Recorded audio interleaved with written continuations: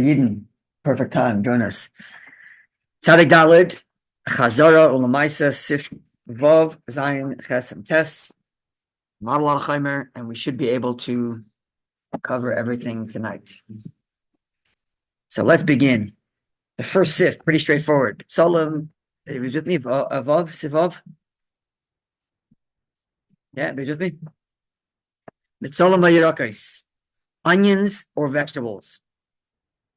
That is, anything that's part of. Shabalu and mibasar, that have within it absorption of meat. Now, the examples here are onions and vegetables, and not just including onions and vegetables. As I mentioned, I think on Sunday, because that tells you that it doesn't make a difference how these vegetables absorb meat. Vegetables can absorb meat either via cooking together with meat, or in the case of onions, by cutting onions with a meat knife, as we're going to learn next week in Tzadik Vav, that davar charif, sharp, to get plus knife equals absorption. So it doesn't make a difference how it would absorb meat. If it did, and then it was cooked in a dairy pot. That is, there is no dairy in the pot primarily, presently. It's been absorbed of dairy within the last 24 hours. So it's ben yoimai. So you have actual meat plus positive flavor of milk.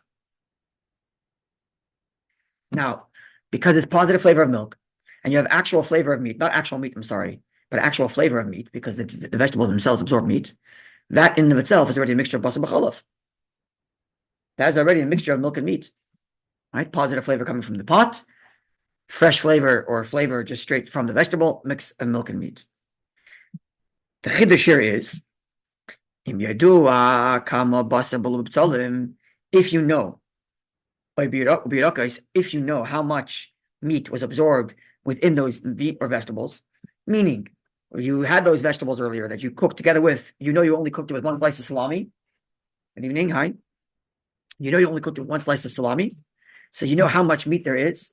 And now those same onions are now being cooked in a pot of soup that happens to be done in a milk pot.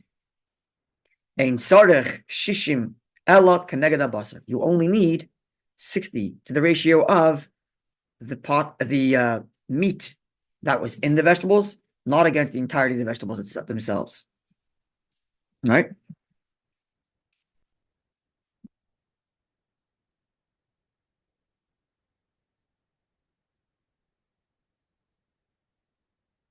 Right, so now if there was less than 60, then the mixture would be basar b'cholov. It earlier absorbed meat, and now it's absorbing flavor of milk, fresh flavor of milk, positive flavor of milk from the walls of the pot. It would be basar b'cholov, would be prohibited. Or the pot. Would the pot itself be a problem? I think the pot itself would be running into a not by not thing. Yeah. Right? Because it's absorbed the milk, but the meat that's coming to it is not barnat. Right? It's meat to vegetable to pot. So I don't think the pot itself. Wouldn't that be only if it came from a milky pot? Actually, no. In that case, no. 1 second. Okay.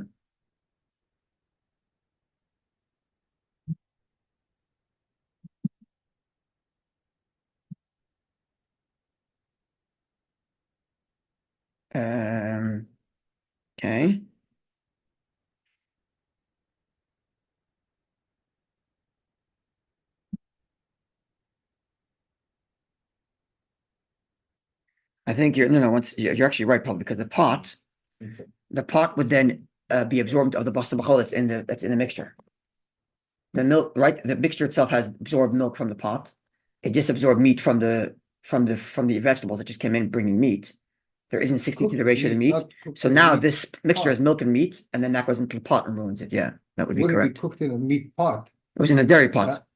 Originally it was cooked with meat, not like no. It's called meat in a meat pot. Okay? It was with meat, the original vegetables. If it wouldn't have been meat in the meat pot, then it would be not. Yes. Then it was not by that. Yes. In this case, it wouldn't spoil the pot. No. But it might not even spoil the. It may not even spoil the. It depends. It's machlokes if bishul counts as not by not, right? Ramon Machaber, whether or not, right? According to how does Hanan work with the Oh, so the vart over here is no chanan, as the Ramah tells us, right? That's what the Ramah is about to tell us right now. Yeah. Halga says the Ramah, loy shayich, loymar, chanan, chatis nasin nevela. We don't say that the entirety of the vegetable is considered meat. Hoyel vadan koleheta, because everything's permitted. Chanan is only when in their interaction there's prohibition. So when milk and meat interact, that's a prohibition. So the entirety of the mixture becomes the inherent prohibition. Ramah is stringent, that even if it absorbed other prohibited foods, it turns the entirety of the item into a prohibited thing. If a vegetable absorbs prohibited meat, then the entire vegetable becomes prohibited meat. But that's a chumrah. That's the Ramah's chumrah when it's absorbing a isser. But over here, the vegetable is absorbing a heter. It's absorbing meat. Meat is totally kosher. Right. So there's no chanan here. The vegetable doesn't become meat. It's absorbent to meat. If it was non-kosher meat, according to the Ramah, then if the vegetable absorbed non-kosher meat, then the entire vegetable will become chanan according to the Ramah. As we learned in, what was it? What simon was it? Sadik base. Sadik Beit, Sadik Gimel, where is it? Yeah. Because chanan is only by Isser. And here there's no Isser involved. The vegetable will absorb meat, which is totally kosher. And therefore, ein tzarich l'shayir rak neged mashabala. And therefore, you're only required to have 60 against that which was absorbed, because the vegetable itself didn't become anything. Likewise, in milchik pot, shebishlu ba mayim, taich mesles. So now you boiled water within the last, you boiled water while the milk is still fresh flavor. So within 24 hours after you last cooked milk, you now boil water in this milchik pot. Now you take the water out and you make meat in it. You don't need to have 60 against the water. So let's say it's a new pot. You fried one piece of salami in that pot. And now it's a fleshik pot. And then you boil water. So the absorption of water in that pot is far more than the absorption of the piece of salami. And now you're cooking French onion soup, which is milchik. Okay, he gave the example the other way around, where he started out milk and then went to meat. But it's the same principle. Same principle. So now the water, which was cooked in a fleshik pot, didn't become chanan to such a degree that the entirety of the pot was absorbed with meat. It's only absorbed the meat to the amount of the original slice of salami that was fried there. And if the French onion soup only needs 60 times, not the water that was boiled earlier, but only needs 6 times against the salami that was cooked before. Clear? Is that clear? Yes or no? Yeah. I think the water was cooked afterwards. The water was cooked after the meat or the milk, After the milk. but it doesn't. The water itself would have been milk water, Right. if it didn't have 60 against the ratio of whatever it absorbed, and then that milk water is reabsorbed into the pot. But it's not as if the water is chanan, and therefore you have to have bittul against all the water that's absorbed in the pot. Only against the meat that was absorbed in the water back into the pot. Only Or against the milk. that was Or in the case the Shulchan Aruch Ramah is giving, against the milk that was absorbed in the water back into the pot. So that's these cases. Practical case, you use it the night before, and then the next day you're using it now. So- Remember how much meat you had in the pot? Practically, these cases are only when it's brand new stuff and you only use it once and you know what you used it for. Otherwise, you're right. Right, there's no way. There's no way of knowing. Yeah. So therefore, you only need to have. Because if it isn't new, doesn't matter if it's within 24 hours. Sorry. Because if isn't new, it doesn't matter if it's not within 24 hours. Well, then it would matter because it's Nesim Tan of Gam. So then But you can't measure. What's the whole thing if it's new? I'm saying it's new because then you can track how much. Because if it's not new, then you run into the issue that there's earlier blias that could be reawakened now by the new blia. That's what I'm saying. Right. But if it's new, you can track it. Only had one salami. I know that, right? Okay. Even if it wasn't used, even though it. But actually, here he says. 24 hours, it's still going to be a bigger. So he said. Here he says even if it isn't a new pot, so long as in the last 24 hours you know what it was in there. Okay. So it's not a new pot necessarily, even if it's an old pot. But in the last 24 hours, you know you only fried one salami, or you only fried one cheese. You have to know that for sure. Otherwise, yeah. Okay. So number one, as you just said, it's the water that absorbed the flavor of the dairy from the pot didn't become chanan, so it's not going to exasperate the amount of milk that's required to be nullified. And besides the fact, the water is not barnat.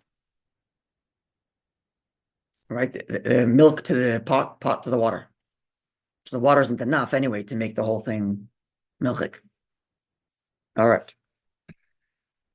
Some practical things from Sivav. Is not a lot, but let's just go through what he has here.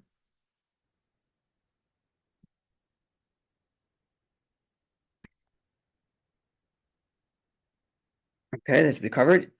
The meat, even if the onion was cooked, with direct meat, it was cut with meat, cut with a meat knife, and was cooked mamish in milk itself. Right, that onion, it would still be only 60 to the ratio of the meat, not 60 to the ratio of the entire onion. Now, what is the din of that onion?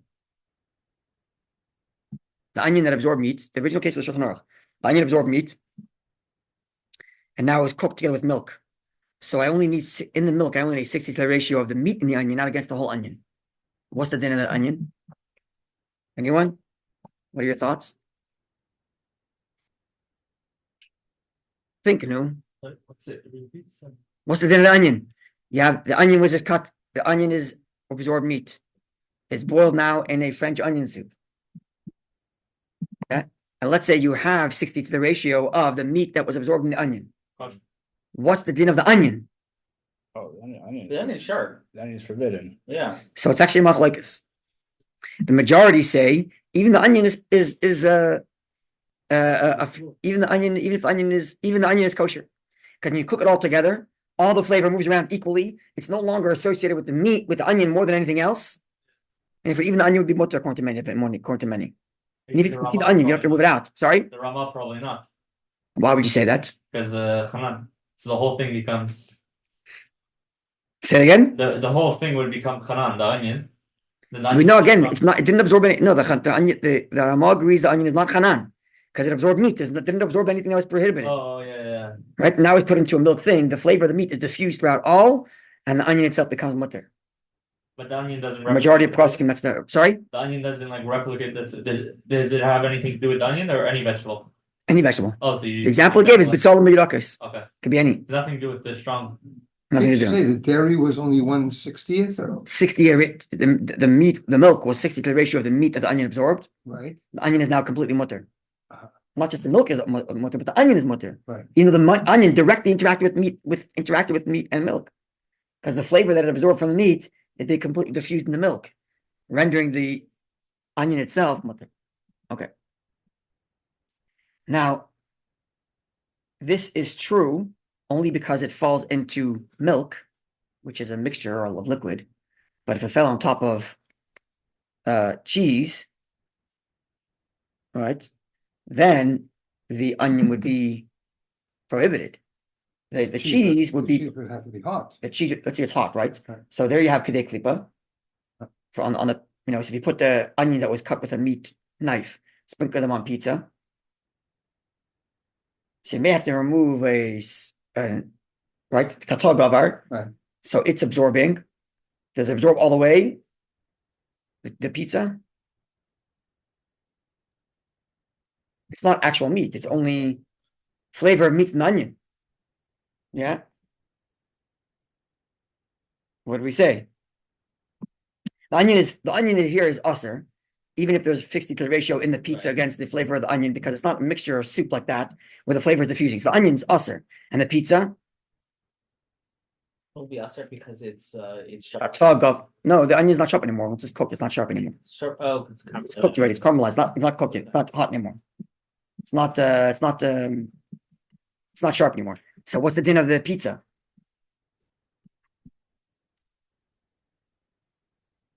Yeah. So the onion was cooked I with, think Pizza is gonna be bad, right? Because cooked with flesh. is it? if there was 60 to the ratio, I think you'd be fine, unless you maybe have to scrape off the top where it touched. That's pretty much it. If the pizza had 60 to the ratio of the meat that was in the onion. But the onion is going to be usser, because the onion didn't have the capacity, because it's not a liquid, to diffuse all of its flavor. So The heter unlike to the say- case- unlike the case of the onion that was in the liquid in a milk pot after. Where we say the onion itself is mutter because it diffused all its flavor. because it was more 1 in 60. So the milk is for So sure then fine even the onion was, because it diffuses all flavor. and even the But in the onion- case of putting on top of cheese, it's not in a liquid that would cause the diffusion of all the flavor. The onion is awesome. But the pizza, if it has 60 to the ratio, it's good. Maybe you have to scrape off a little bit the touching. I don't even think you can do that either. I really don't think you have to do that either. Mhm. Yep. Your whole pizza's 60 to the ratio that where the thing's touching is not 60 to the ratio. Sorry? I said your whole pizza's 60 to the ratio, but where the onion's touching is not 60 to the ratio. The onion, say it again? You're saying the onion on top of the pizza. Doesn't have. So yes, so it But can, where it's touching, it's not 60 to the ratio. right. So let's see. Oh, It's on you're the right. top where it's Okay. it's on top. It's So Yeah. touching. So let's see. It's flat. You can't get Sure, 60 sure. that's what I'm saying. But Hold on a it's second. not Let's see, let's see, against let's the see. onion, It's only actually going to against come up. It's going to come up really the in. flavor of the meat. It's going to come up next week in Tzedek Vav more, the din of the pizza itself. Okay. But hold on one second. You'll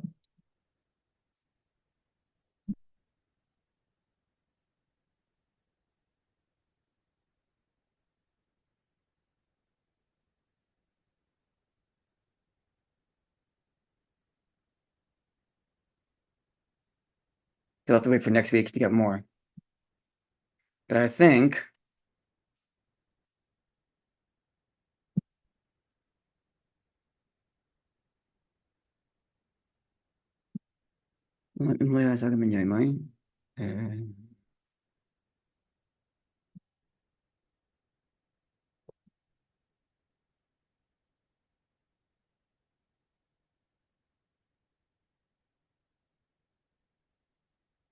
no, he says actually it's usser here. The pizza is going to be usser because of the sharpness. No, you're right.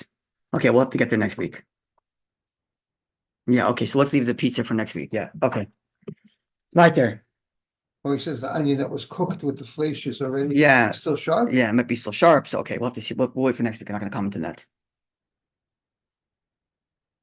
The u'LeMaaseh Okay, onion is sorry, not what? sharp after it's cooked.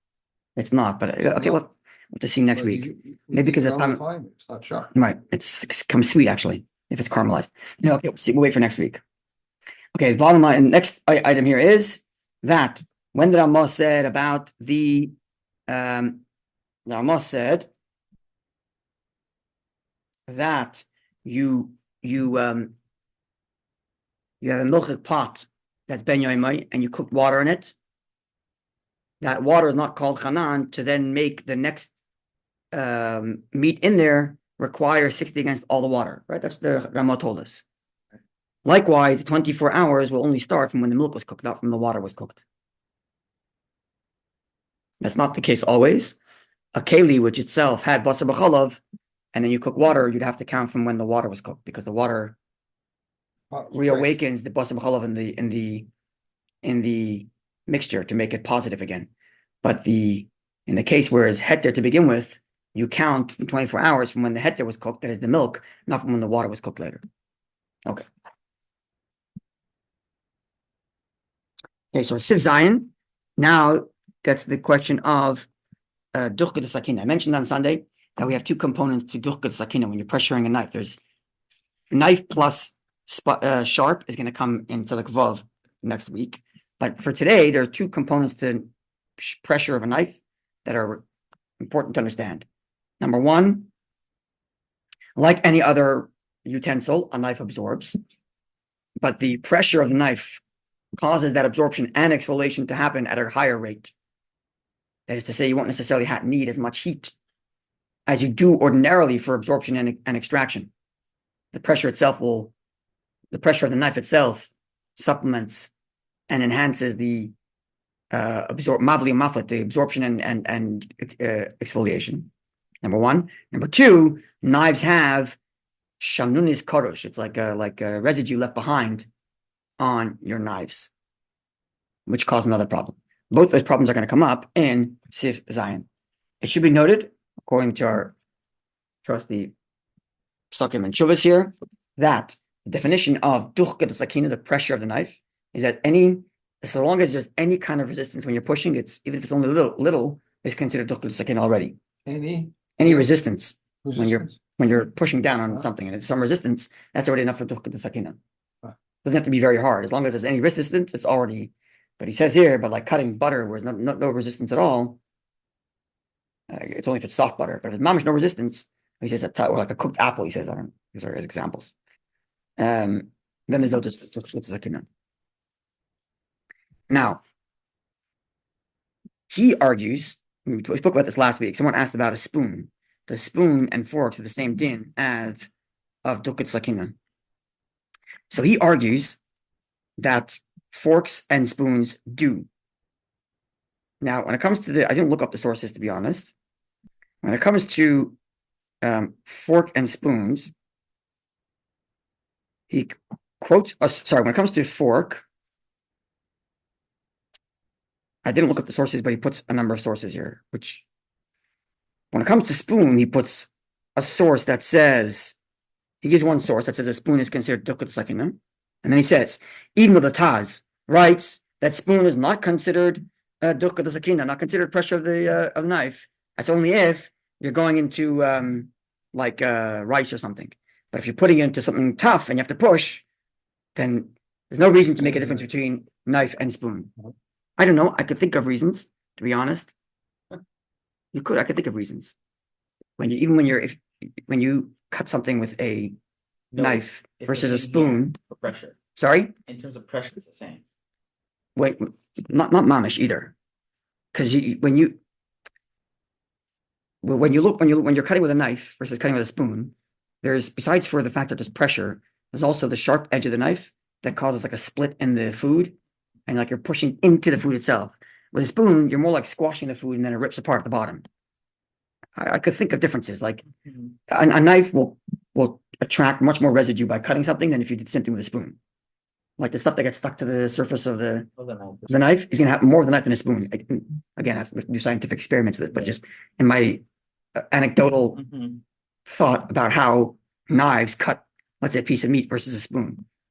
If you feed your kids chicken and you cut this chicken with a spoon, it doesn't do the same thing as a knife. It doesn't cut through the chicken. You're pressuring it until it splits in half, and you scoop it up, and it separates. It's not really like you're. So I'm not so convinced that spoon is exactly the same as knife. But Doesn't the pressure the problem?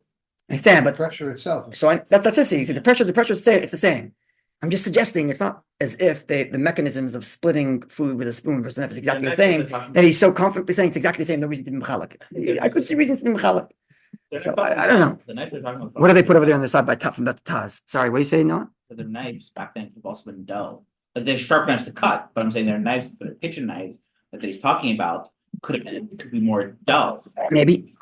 A fork could be somewhere between. A fork is somewhere in between because you do stab within the food, whereas spoons, you don't necessarily do that. Yes, that's a good point. So that's why I'm not like going to argue so much the fork point. But the spoon, he writes in the footnote, I don't see any reason to make a difference between spoon and knife. I do see reason. I don't know. What do they say from the Taz about spoons? Do they quote it? I don't think they really say anything about a spoon. Taz, they don't put it aside. That's like, Stop cutting your dollar, it should be. Which one is it? Taz 14. Oh. That's 12. Yeah. That's 13. Yeah, we'll do it on Thursday. Yeah. It's far though. I think let us. No, it's a completely different thing. Yeah. خلينا نتعرض ليش ماكم شيء تأخذ السكينة أفضل بأين تأخذ السكينة كشيء تأخذ كاف شزخر شعب زي يشتغل كدس رمان. Okay. And he says that here the spoon means only when it's going to rice. Okay, maybe, I don't know.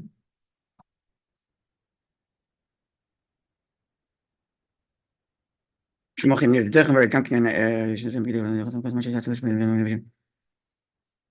I'm just putting it out there. I don't know what the conclusion is. I'll take his word over mine. Spoon is the same thing as knife. All right. All right, so now let's learn Zion with that introduction.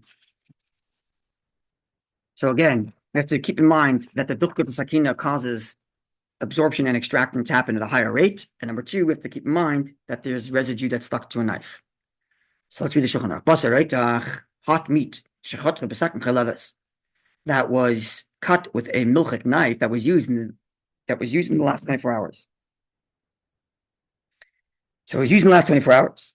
Not necessarily for hot. It was used in the last 24 hours even for cold, but it absorbed from the cheese earlier within the last 24 hours by itself cutting cheese. The dukkut sakina The pressure of the knife is what made it absorb cheese in the last 24 hours. Now you're using it to cut a meat. So kol hachaticha asura. The entirety of the meat is not kosher because you have heat of the knife plus pressure. If it was just, sorry, you have heat of the meat plus pressure. If it was just heat of the meat, then you have the question of tata gavar, a law gavar, and you'd end up with kedei netila or something. All right? But because you have the pressure of the knife plus the heat of the meat, the whole entire thing is usher.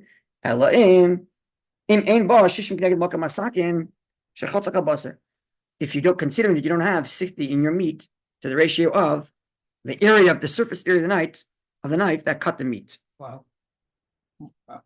And therefore, How would you ever measure the surface area? and therefore the Shach says, this would only be the case where the person says, I am 100% certain I know that I only use this part of the knife. However, others say, sorry, there's no such thing as you knowing. Because you're not expecting a problem to come. There's no reason why you would measure.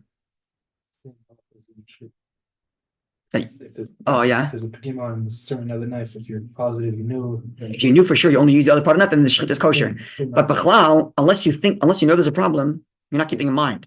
That's the tasa. So I'm not going to assume that you know. Shach says, if you say, I know for sure I only use one part of the knife, okay, so 60% of that part of the knife. Others say, I'm sorry, but you don't know. Because you weren't keeping in mind. And usually people go all the way across. All right, but anyway, only a 60 to the ratio of the part of the knife that was used, or all of it, because you don't know.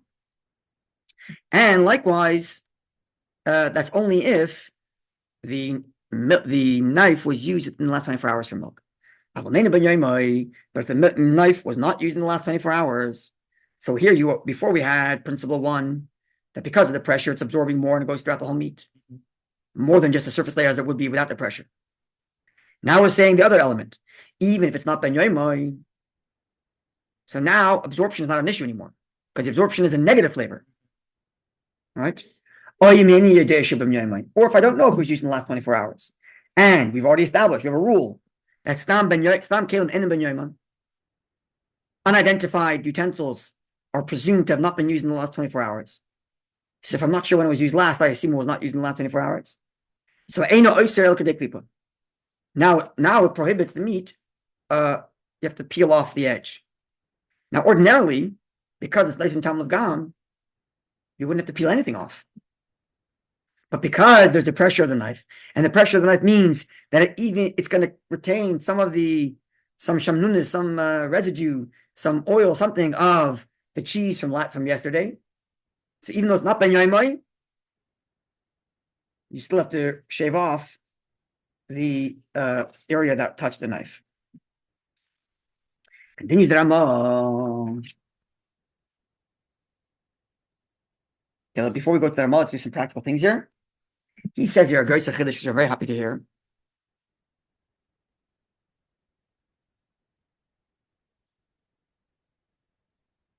Okay, so first of all, he says whether or not, he mentioned the machlekes I mentioned earlier about whether or not you have to measure against the part of the knife that was cut or against the whole knife.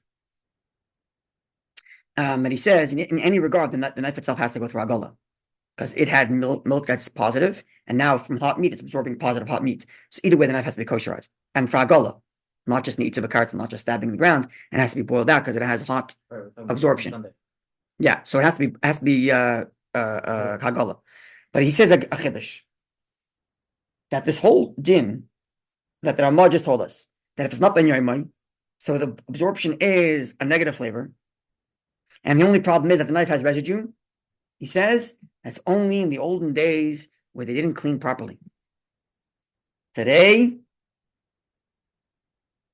where people clean their knives, you take a knife out of the drawer, the assumption is it's fully, totally clean without any residue left. Wonderful. I'll take it. Where's the source? Okay, what's the source?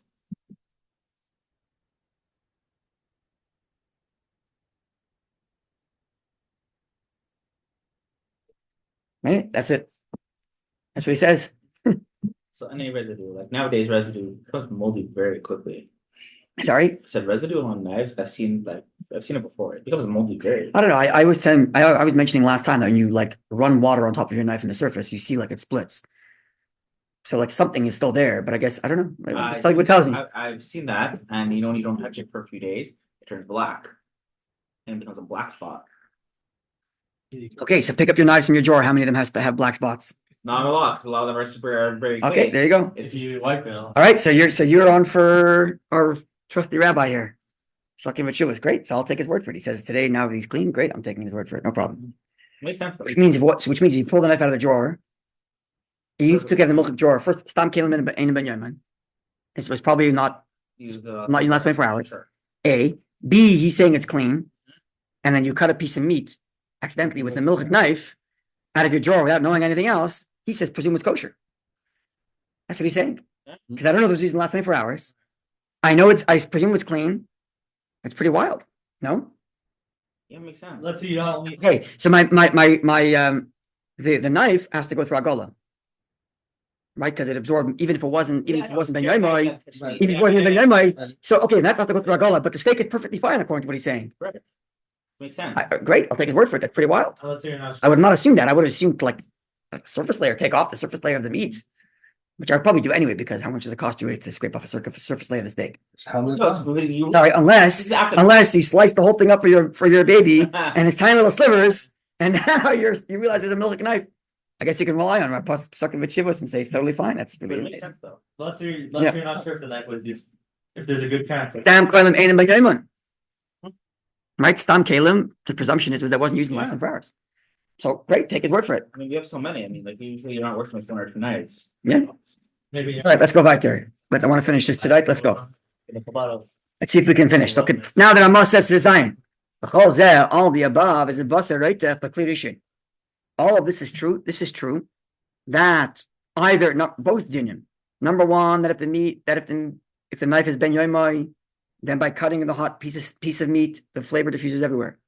And the fact that if it's not ben yoimai, you only need to scrape off the edge because of the shamnunis. It's not exactly true because we'll see in a minute it's going to qualify by klisheni, but it's only if the meat is hot from a klisheni. And then if the milchik knife has been used in the last 24 hours, and you don't have 60 in the meat against the knife, I call also the whole knife is usser. The whole meat is usser because it's hot from a klirishon and it's tuchka to sakina. The knife is ben yoimai, the meat is awesome. And the knife requires kosherizing because it has milk from the last 24 hours and meat just now. But if the meat is in a second keli, it's a klisheni, and now you cut that thing with a klisheni, and the meat needs only a surface layer, even if the knife is ben yoimai. Which means, according to the Ramah, stop right here. You took that steak that's on your plate, so it's klisheni. You cut it with the knife that was milchik, and you knew it was ben yoimai. You only need to scratch up a surface layer. Of course, we already know that we have the opinion that we're machmer. The steak is not a cliche.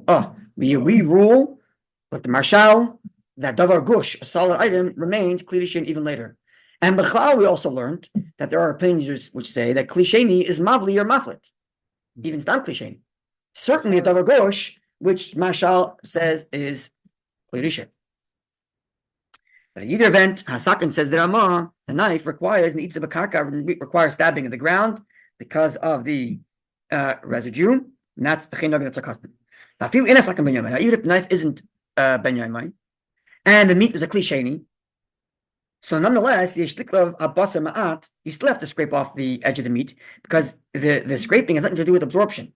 So even if it's klisheni and it's not ben yaimai, which means absorption isn't an issue, you still have an issue mishum shanunis hasakin because of the residue that's on the knife, which again he's saying is not applicable today. Yeah, and I'm going to add from our friend here. This was a din I want to share with you. I made an important point. Okay, explain it to klisheni and davar gush. Okay, just some dinim about. He mentioned duchkat sakina on hot pieces of meat, either klisheni or klisheni. What about duchkat sakina on cold stuff? So you take you cut a cold meat with a milchik knife. or cold cheese with a fleshik knife. So if the knife was clean, as per modern custom, or just it's clean, then obviously it's nothing, no problem. What about raw meat? Unless it's sharp, which we'll learn next week. Raw meat, because we still got raw meat. Why be different? If it's cold, if both are cold and clean, the dukkat sakina is nothing. Because the dukkat sakina has two problems. It heightens absorption, no absorption here, everything's cold. And it causes shamnunis residue. It's clean, no residue. Yeah. What about raw meat? But you have to wash off that knife because the knife now absorbed residue from the cold thing it just cut. So it has to be washed off. Right? But if the knife wasn't clean, then you'll have to just scrape off the edge of that cold thing because of the residue, but no absorption. Yeah. Nonetheless, people are machmir, and that would be our case, that even if the knife is clean, still wash off the edge where it came in contact with the knife.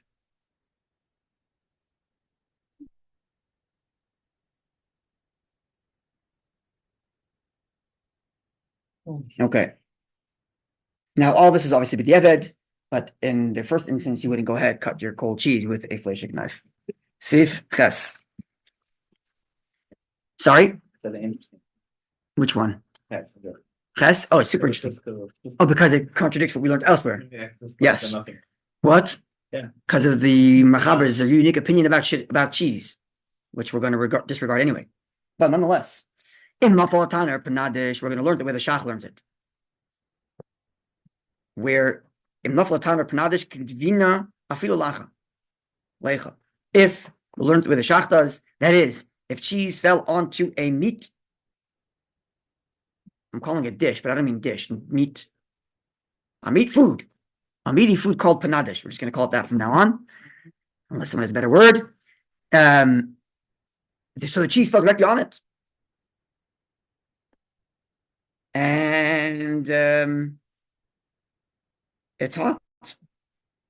The meat is hot. The bottom's hot. As well, the cheese fell onto a plate that was hot and was used in the last 24 hours for meat. And now you see, look at the clip, but the cheese is only prohibited up to a surface layer. Because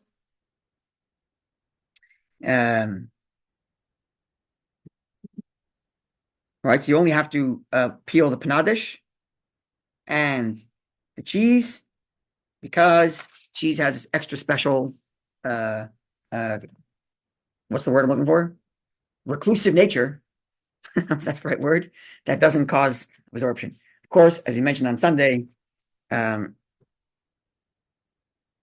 we wouldn't we disregard that, because as far as we're concerned, all of these things are we treat cheese like every other food, where we go back to the principles of Tatal Gavar, and you'd require the cheese would transfer all the way because you have hot food in the bottom. Yeah. Yeah, I'm clear. Yeah. All right, and like the Pri Megadim said, I mentioned on Sunday, like Shamanu lahakal bazav. We never heard anybody say it's permitted, lenient. Tes bishlu dvash b'machmash albasa. You cooked honey in a meat frying pan basiyom that was used within the last 24 hours.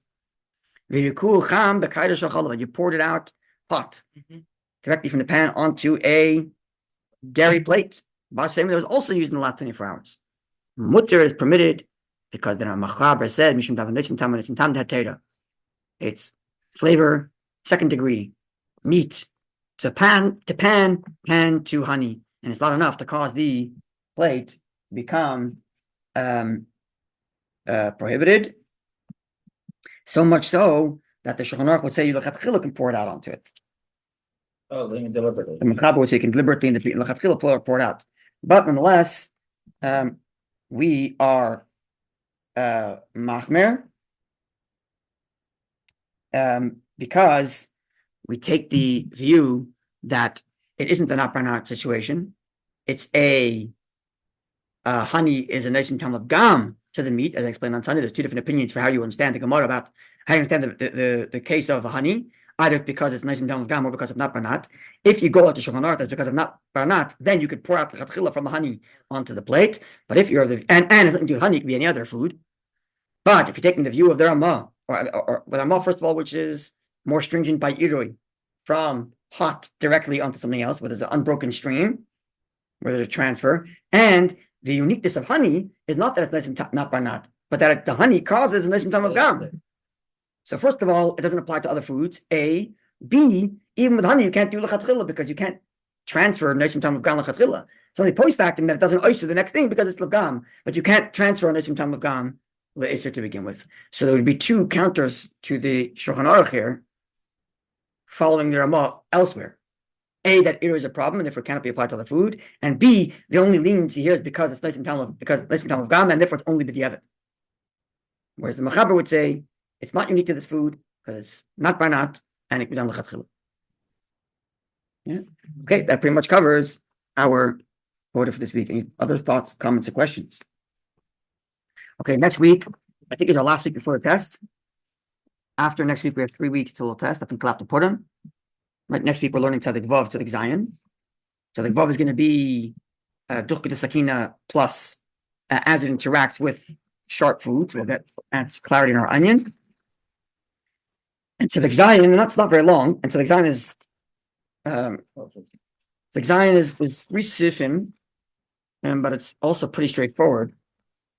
It's about not making dairy bread so that you don't get confused and eat the wrong thing. So 2 sifim coming up next week, and then 3-week break, or 3-week Chazzarah, I should say, not break, 3-week Chazzarah until the test, which is after Purim. And then a month later, break for Pesach. Yeah, it's not really a break next 3 weeks. It's going to be Chazzarah. So we'll have to work out how we want to do the Chazzarah. Last time we did Chazzarah, we went back into the Shulchan Aruch and read through the whole thing. Maybe we'll do the same again. I think last time whoever was here enjoyed it, and I think maybe we'll do that again. Sorry? It worked. It worked, yeah. So I think we're going to do it again. Even though next week will be a change of schedule. The Chazzarah u'LeMaaseh will be Tuesday night rather than Wednesday night. The Wednesday I'm out of town, so we'll do the Chazzarah u'LeMaaseh on Tuesday, but I'll keep you posted on the group. Okay. Have a good evening, everybody.